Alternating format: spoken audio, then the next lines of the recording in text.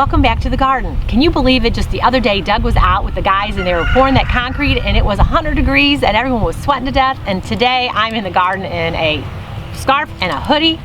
So today in the garden, I think I'm gonna call it, we're having a pepper palooza because I have so many peppers. They're just rocking, going crazy. And we are gonna have some fun today and do a little fermenting with peppers. Well, as the garden's winding down, it's time to preserve this harvest. And our preferred method here on our homestead is through fermentation. And fermentation is probably one of the oldest forms of preservation that man's used. And now the cool thing about my peppers is right now all my herbs are rocking, and they really help a ferment when you are fermenting things to make the flavor just explode. So I'm gonna use a bunch of my basil today and put it in the ferment we're gonna do.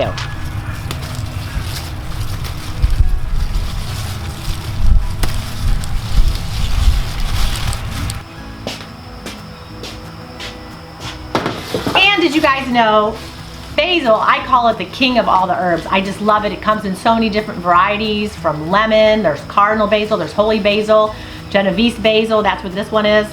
So if you don't particularly like one type of species of basil, try another one. It is anti-inflammatory, it's antibacterial. I mean, it's great. When you put this stuff in your body, it just helps to heal you from inflammation.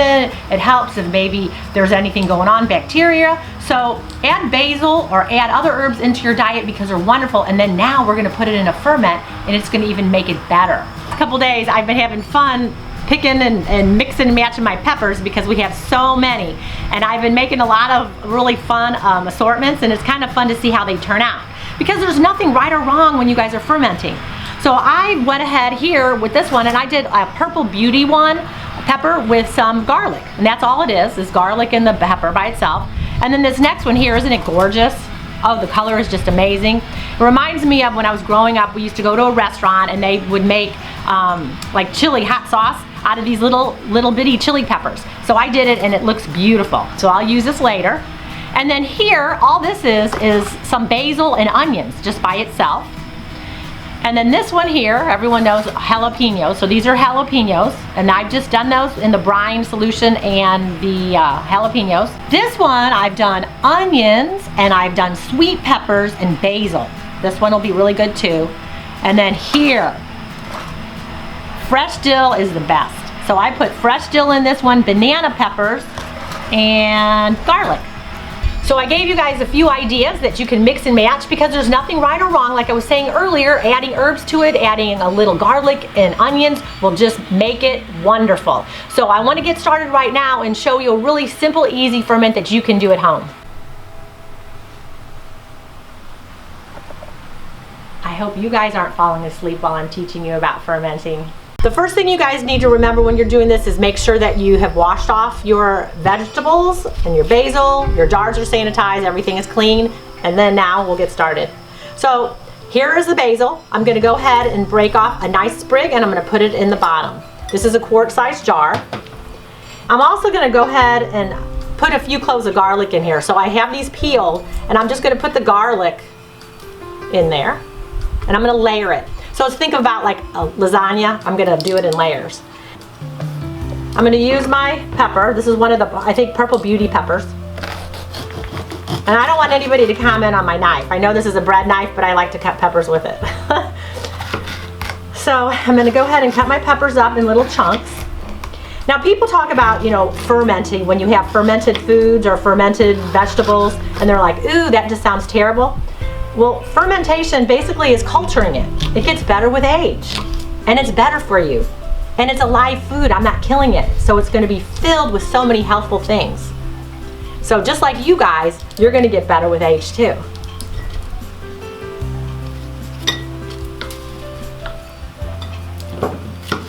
And then I also like to make the colors pop. So I'm gonna put some green peppers, purple peppers, some red peppers in there. Mix it all up. Make it look pretty, because when you see them in the jar, they look great, and so when you eat them, it makes it a lot more fun. And if someone is at your house visiting, then they'll want to eat it too. Now I grow a lot of these purple peppers. That's a tongue twister, purple peppers. And the purple colored fleshed fruits and vegetables that you have are higher in something called anthocyanins, which is like a really powerful antioxidant, which is very helpful for your body against oxidative stress, because we get a lot of oxidative stress from day-to-day life. You know, the things that we breathe or the toxins, things in our food. So it's really important to add these colorful fruits and vegetables into our diet. So I like to grow a lot of these purple fleshed vegetables in the garden. All right, now I'm gonna layer some more basil. Now the basil, I like to add a lot of it. When I had first started fermented and doing my herbs, I wouldn't put enough in. And I think the basil, there's one thing about it. The basil, it gives it a really wonderful, wonderful flavor. And I know it's very strong, but when it kind of mellows in the ferment as it ages, and I think it tastes great. I'm gonna put some more of the garlic. So I just did basil and garlic and peppers. And that's basically all this is gonna be.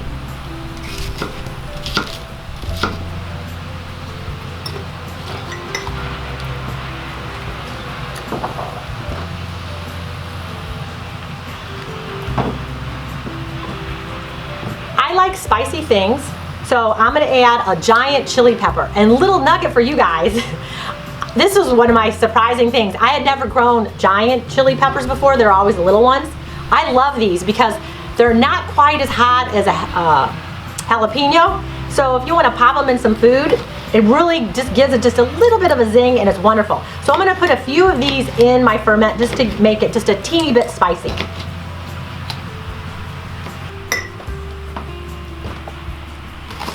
Now moving on to the green peppers. I'm gonna put some green peppers in there. So I had more of a sweeter pepper, now I have just a regular green pepper. Kind of balances the flavors of them.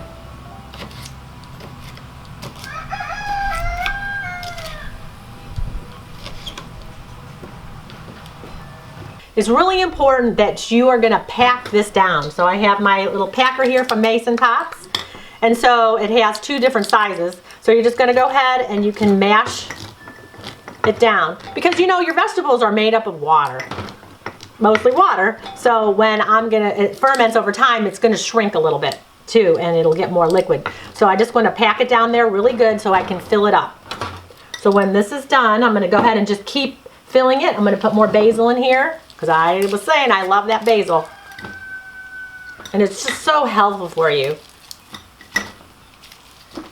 And then I'll go ahead and finish up with my peppers, some more garlic. And then one thing you guys remember is, if you don't have a garden, you can do this. You know, go to the local farmer's market, get a CSA, a community supported agriculture, you know, get a membership with that. Or just go to the grocery store and buy organic vegetables, and anybody can do this. I mean, you can do this all year round. But it's really important, try, you know, to eat what's in season. And try to eat as close to home as you possibly can. Because you know, your food does travel far when it is shipped to the store. So, just look at that when you're getting your stuff. Alright, gonna pack it down some more. Is it looking pretty? Put a little bit more basil in there. See, the hardest part probably is just kind of, you know, getting yourself prepared, getting it all in there, and once you get your stuff chopped up and put it in there, this is going to last a long time. Because I'm putting lots and lots of peppers in here, so I'm going to get quite a few servings out of this. And a lot of things people do is when they are doing a ferment, it tastes good because it kind of tastes, it's pickled. It has a sour type taste. They usually eat too much. So when you are doing this and you're eating yours, don't eat the whole jar. You only need a couple tablespoons or so. I like to use this, like the peppers. They're good to put on sandwiches. You can put them on as just a side dish, and they're really, really good in salads.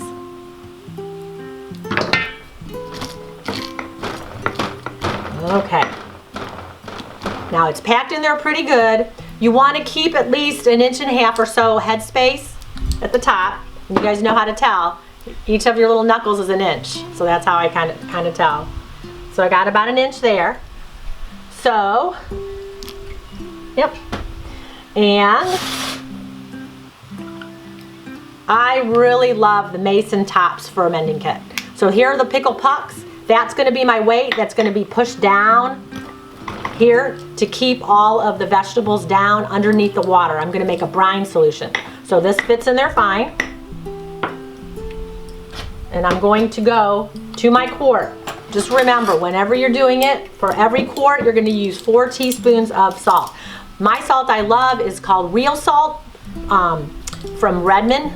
And I love it because it is in Utah. It's in the United States. It's mined locally here it's a family-run business. And that's what I really like. It has a great taste. And it's loaded with lots of good minerals. So here's my 4. Now this is a quart. I'm not going to use a whole quart of water. I'll probably use a half quart. So I'm going to put that in there. I'm going to stir this up really good. I'm going to dissolve that salt in there. This is my brine. So my ferment, I'm making it with a brine. You know how they used to say drinking the pickle juice is good for you? Because this is going to be good for you. You're going to get so many probiotic benefits out of it. So I'm going to pour this. Now I don't want to fill this to the top because, like I was saying earlier, you get a lot of water from the pepper. So I'm going to push it down, just like so. And I think it's about here. I'm going to fill it up a little bit more.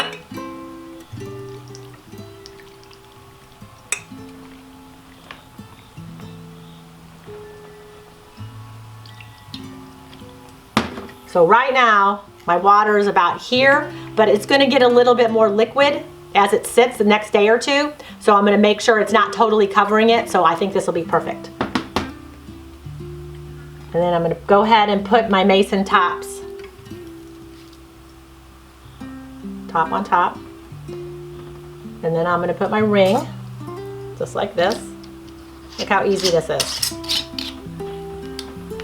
So now, I'm not going to have any problem with it exploding over. I don't have to worry about burping it or anything. It's going to let it out, and it's not going to let the bad stuff in. So this is the best way for me to ferment. I love it. Look how many I have. This is probably one of the best things that I started doing when I started using the Mason Tops, because they come 4 in a pack. You get 4 of the pucks, and you get 4 of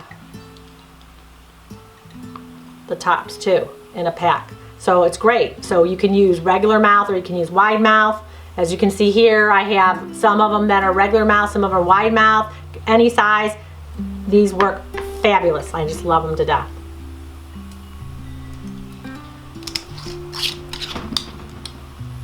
So now I'm going to go ahead and just take all these ferments. I'm going to take them inside. I don't want to have any sunlight on them. And I'm just going to put them in a cool, dark place in a pantry or on a shelf somewhere. And I'm going to let it ferment about 10 to 14 days or so. And then it's going to start getting that sour kind of taste, because people are like, oh my gosh, that's so much salt. But that salt is going to start to dissipate.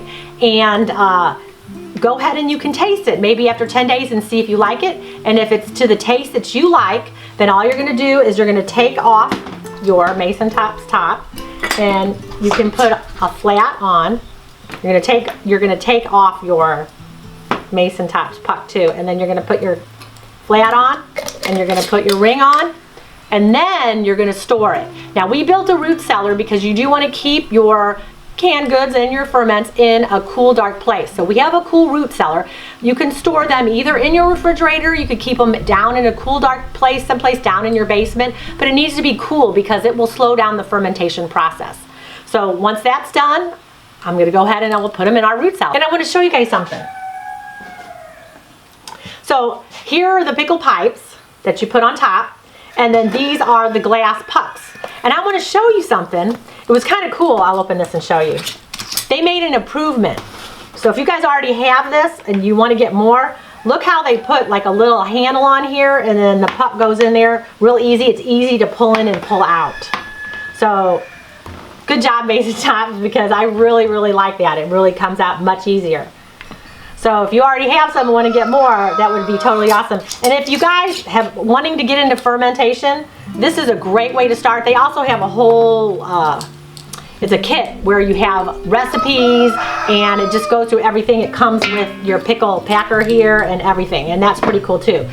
If you're interested in getting some more stuff or even starting into fermentation, we have a link. It'll be in the first comment below with a coupon code, so you guys will get a discount. So it's a great, great place to start. Other than that, guys, you know, leave a comment. Let me know if you guys are going to start fermenting tomorrow. Let me know. I would love to hear from you guys. Have a great day. See you guys later.